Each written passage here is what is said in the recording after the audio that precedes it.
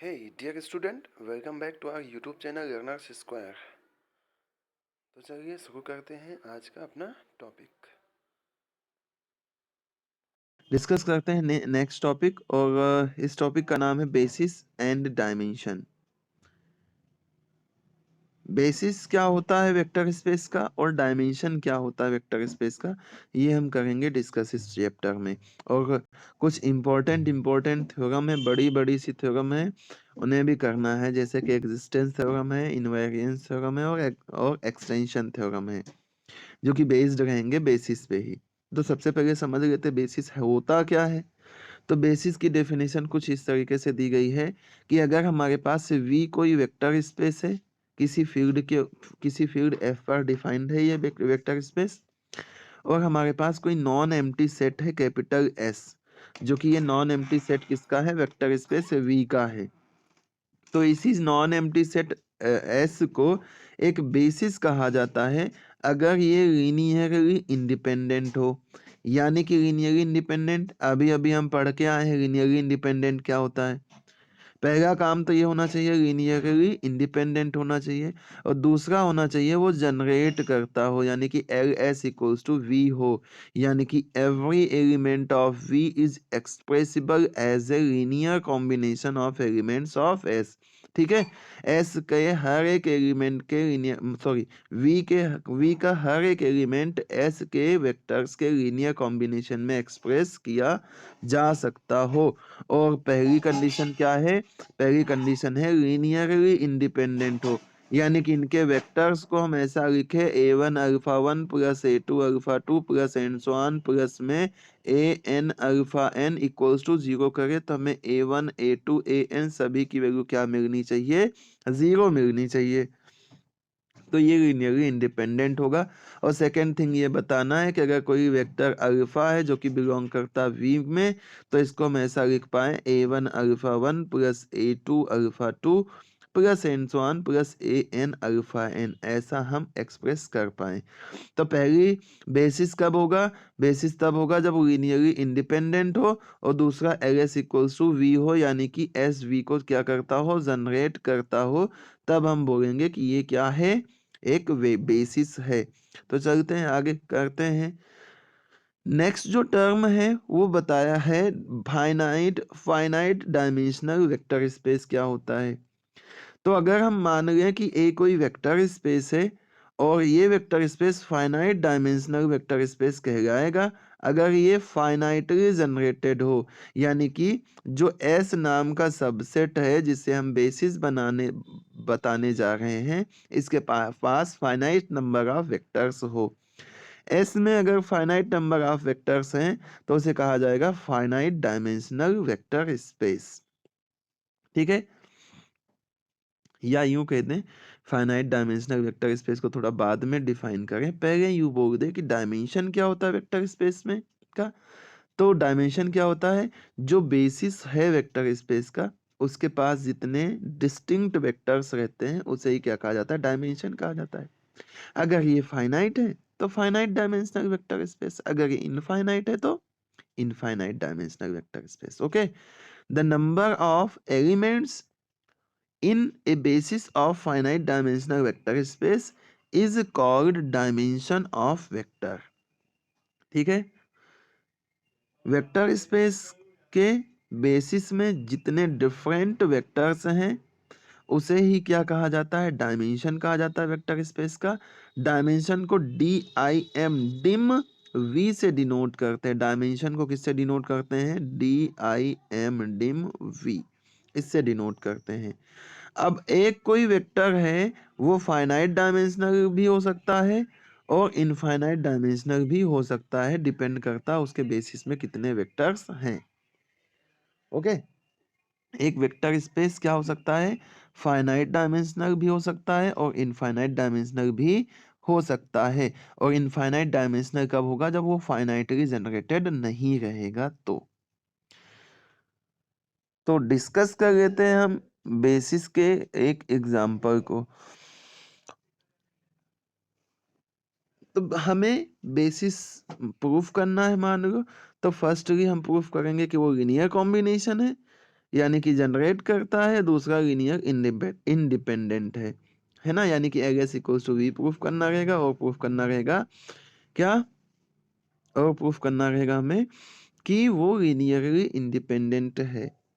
तो first question जो linearly basis proof करने के लिए है वो है proof that the set S equals to E1 E2 En where E1 equals to 1 0 0 0, E2 equals to 0 1 0 0 0, En equals to 0 0 0 0 0, and में जो पॉइंट है उसकी वैल्यू है 1। तो ये बताना है कि ये बेसिस होगा n टपल के लिए। तो मान लेते हैं एस हमारे पास कोई सेट है जिसके पास E1 E2 En नाम के वेक्टर्स हैं, जहाँ पे E1 की वैल्यू है फर्स्ट पोजीशन पे 1 आएगा, बाकी सब 0, और E2 नाम के वेक्टर के पास सेकंड पोजीशन पे 1 है, बाकी सब 0, E3 में थर्ड पोजीशन पे 1 है, बाकी सब 0, ऐसे ही En के पास nth पोजीशन पे 1 है, बाकी सब क्या है, 0 है। तो ये सारे वेक्टर्स हैं। तो मान लेते हैं A1 A2 AN फील्ड का कोई क्या है, ये स्केलर्स हैं। इस तरीके से हैं ये कि A1 E1 plus A2 E2 plus AN EN equals to क्या है, 0 है ना। लीनियरली इंडिपेंडेंट प्रूफ करने जा रहे हैं, है ना। बेसिस बताना है तो फर्स्ट थिंग पे हमें बताना रहता है लीनियरली इंडिपेंडेंट, और सेकंड नंबर पे हमें बताना रहता LS इक्वल्स टू V होता है। ठीक है, तो हमने ये ले लिया A1 alpha 1 plus A2 alpha 2 plus and so on AN alpha n equals to 0 होता है, तो A1 A2 AN को 0 बता देते हैं, तो लीनियरली इंडिपेंडेंट हो जाता है। तो वही हमने A1 E1 A2 E2 AN EN सबको प्लस में लिख दिया, इक्वल्स टू 0 कर दिया। हम A1 A2 AN को 0 बताने की कोशिश करेंगे। E1 की वैल्यू कितनी है, E1 की वैल्यू है A1 के साथ में 1 0 0 0, A2 के साथ में कितना है 0 1 0 0 0, और AN के साथ में कितना है 0 0 0, लास्ट में n। अब देखो अगर इन सबको अगर अपन सॉल्व करें तो क्या होगा, हमारे पास क्या वैल्यू मिलेगी, A1 A2 AN है ना, इससे केवल फर्स्ट पोजीशन पे एलिमेंट मिलेगा, इससे केवल सेकंड पोजीशन पे एलिमेंट मिलेगा, इससे केवल nth पोजीशन पे एलिमेंट मिलेगा, बाकी सभी क्या है, 0 है। तो हमें क्या मिल जाएगा, A1 A2 AN equals to 0 0 0। यहाँ से हम कंपेयर करेंगे तो A1 की वैल्यू 0 मिल जाएगी, A2 की वैल्यू 0 मिल जाएगी, AN की वैल्यू 0 मिल जाएगी। यानी कि हमारे पास जो स्केलर्स आ रहे हैं उन सभी की वैल्यू क्या है, 0 है, और 0 है तो इसका मतलब लीनियरली इंडिपेंडेंट रहेगा। अब अपन को केवल बताना है कि ये जनरेट करता है। ओके, जैसे देखो एक बार फिर से इधर मैं लिख के बता देता हूँ लीनियरली इंडिपेंडेंट कैसे होगा।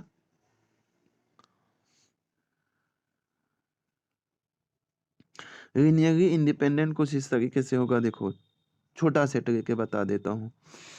जैसे मान लो En ना लेकर के अगर हम मान ले n टपल्स की जगह पे 3 टपल है, 3 टपल है यानी कि ट्रिपलेट्स हैं, तो हमारे पास E1 की वैल्यू कितनी होगी, तब हमारे पास E1 की वैल्यू होगी 1 0 और 0 होगी।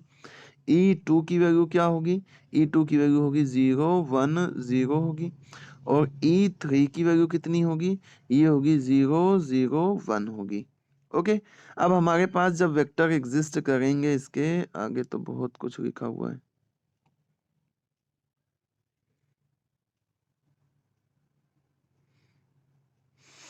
अब अगर हमारे पास स्केलर्स एग्जिस्ट करते हैं, मान लो A1 A2 A3 ऐसे स्केलर हैं, या ABC मान लेते हैं स्केलर्स हैं, हम इसको प्रूफ करने जा रहे हैं कि ये है लीनियरली इंडिपेंडेंट।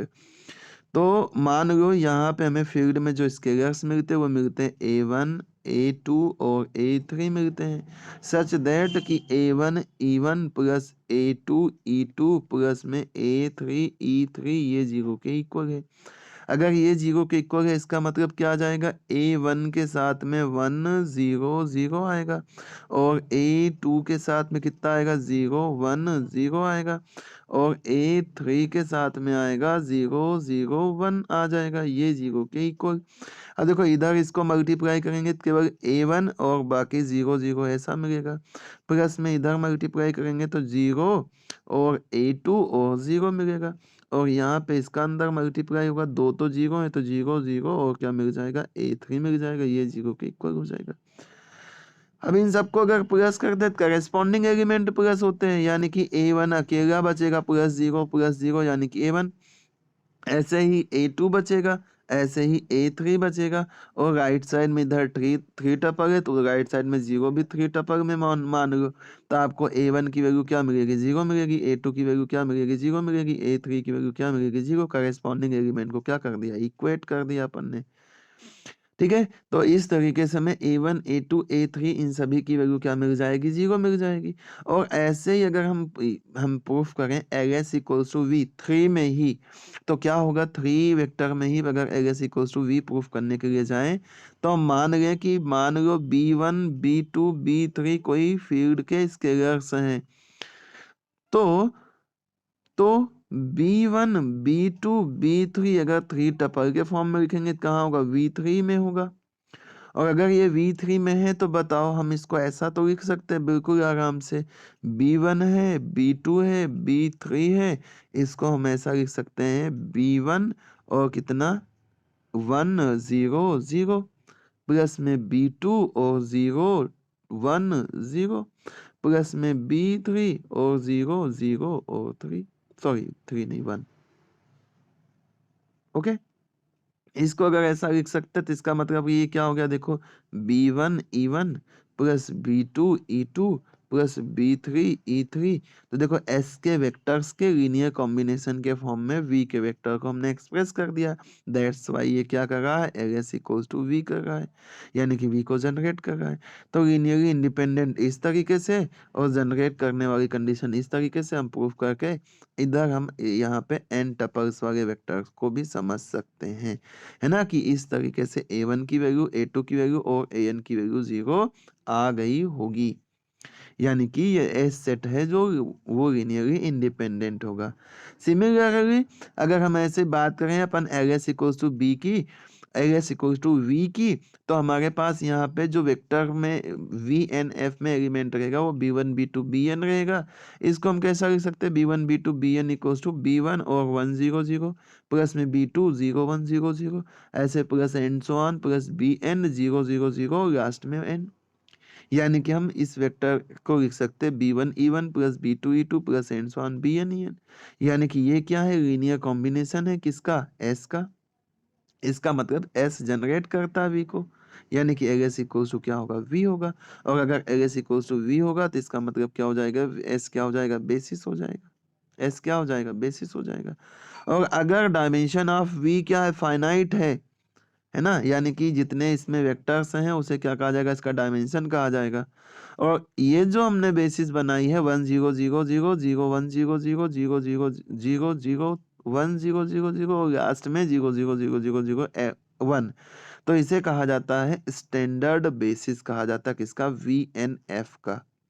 अगर हम 3 टपल की बात करें तो इसके लिए स्टैंडर्ड बेसिस जो होती है वो जो अभी अपन ने 3 वाले के एग्जांपल से समझा, वो इसकी स्टैंडर्ड बेसिस होती है 1 0 0 0 1 0 और 0 0 1।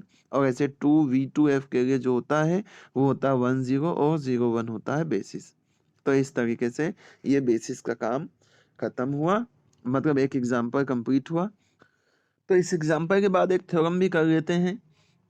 इस थ्योरम का स्टेटमेंट है, if S equals to alpha 1 alpha 2 alpha n, S के पास अल्फा 1 अल्फा 2 अल्फा n कोई स्केलर है, सॉरी वेक्टर है, फिर कह रहा है be the basis of a vector space V over F। ये S equals to alpha 1 alpha 2 alpha n vector space V का बेसिस है। Then every element of V is uniquely expressible as a linear combination of elements of S।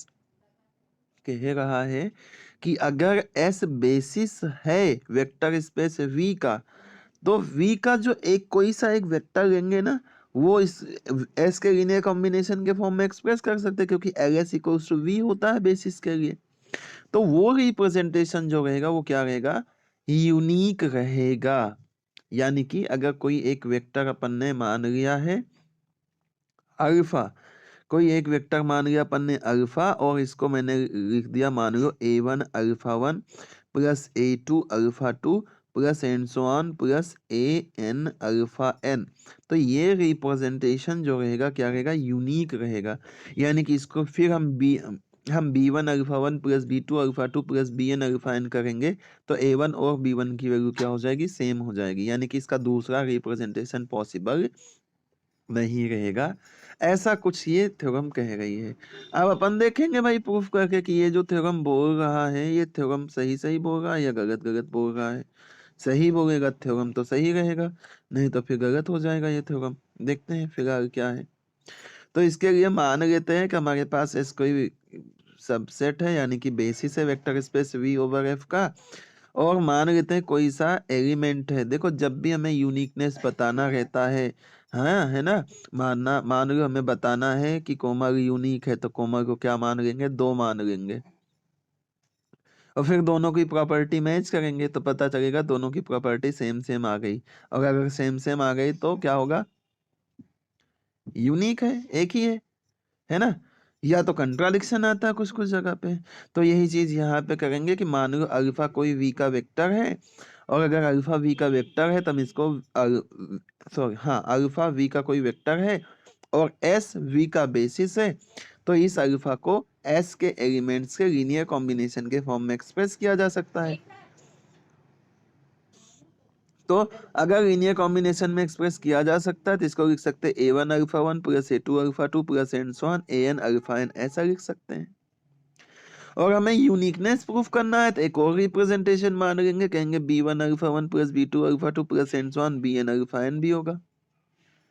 और अगर ऐसा है तो हम अगर इसका 2 रिप्रेजेंटेशन मान रहे हैं, अगर इसका हम 2 रिप्रेजेंटेशन मान रहे हैं, एक मान रहे हैं कि अल्फा को हम लिख सकते हैं A1 alpha 1 plus A2 alpha 2 plus and so on plus AN alpha n, और दूसरी तरफ उसको हम बता रहे हैं कि इसको हम दूसरे तरीके से भी रिप्रेजेंट कर सकते हैं, और वो रिप्रेजेंटेशन कैसा है, B1 alpha 1 plus B2 alpha 2 plus BN alpha n, अगर ऐसा हम बता रहे हैं, है ना। देखो एक तो रिप्रेजेंटेशन हमने मान लिया कि अल्फा को लिख सकते हैं A1 alpha 1 plus A2 alpha 2 plus and so on plus में AN अल्फा n, और ऐसे ही अल्फा का ही एक और रिप्रेजेंटेशन मानते हैं B1 alpha 1 plus B2 alpha 2 plus and so on plus BN alpha n, अगर ऐसा मान लेते हैं तो देखो लेफ्ट साइड के एलिमेंट जो है वो सेम है, तो इसका मतलब हो जाएगा राइट साइड वाले जो एलिमेंट होंगे वो भी क्या होंगे, सेम ही होंगे, यानी कि A1 अल्फा 1 प्लस में A2 alpha 2 plus and so on plus AN alpha n, ये इक्वल्स टू होगा B1 अल्फा 1 प्लस में B2 alpha 2 plus and so on plus BN alpha n, ऐसा हो जाएगा। और अगर इन सबको एक ही साइड शिफ्ट कर दो, एक ही साइड शिफ्ट कर दो तो यहाँ पे भी अल्फा 1 है, यहाँ पे भी अल्फा 1 है। अगर दोनों जगह अल्फा 1 है, अल्फा 1 को कॉमन कर दो तो A1 माइनस में B1 के साथ में क्या आएगा, अल्फा 1 आएगा। फिर यहाँ भी अल्फा 2 है, यहाँ पे भी अल्फा 2 है, तो क्या आ जाएगा, A2 माइनस में B2 के साथ में क्या आ जाएगा, अल्फा 2 आ जाएगा, plus and so on plus में क्या आ जाएगा, AN माइनस BN, और इसके साथ में अल्फा n, ये इक्वल्स टू 0 आ जाएगा। अब देखो अल्फा 1 अल्फा 2 अल्फा n क्या लीनियरली इंडिपेंडेंट है, तो इसके साथ में जो स्केलर्स आ रहे हैं, इसके साथ में जो स्केलर्स आ रहे हैं वो भी क्या होंगे, 0 होंगे, क्योंकि लीनियरली इंडिपेंडेंट में यही रहता है कि अगर A1 alpha 1 plus A2 alpha 2 plus and so on plus AN alpha n equals to 0 है तो A1 A2 n क्या होना पड़ेगा, 0 होना पड़ेगा। इसका मतलब यहाँ से क्या मिलेगा, A1 माइनस में B1 ये 0 के इक्वल, A2 माइनस में B2 ये 0 के इक्वल, ऐसे करते करते AN माइनस BN भी क्या हो जाएगा, 0 के इक्वल हो जाएगा। और इसका मतलब ये हो जाएगा कि A1 जो है B1 के इक्वल है, A2 जो है B2 के इक्वल है, ऐसे करते करते AN जो है ये BN के भी इक्वल है। अब देखो अगर A1 A2 B1 B2 C1 C2 सब सेम सेम हो गए तो ये रिप्रेजेंटेशन भी यूनिक ही तो हो जाएगा। मान लो यहाँ पे यहाँ का नंबर सेम, यहाँ का भी नंबर सेम, यहाँ का भी नंबर सेम, तो ये रिप्रेजेंटेशन क्या हो गया, यूनिक हो गया। इसका मतलब ये हो गया कि जो हमारा ये थ्योरम बोल रहा है कि अगर S कोई बेसिस है तो इसका मतलब वी का कोई भी वेक्टर अगर हम लिखते हैं लीनियर कॉम्बिनेशन के फॉर्म में एस के एलिमेंट्स के, तो वो क्या रहेगा, यूनिक रिप्रेजेंटेशन रहेगा। इस तरीके से ये थ्योरम हो जाएगी प्रूफ।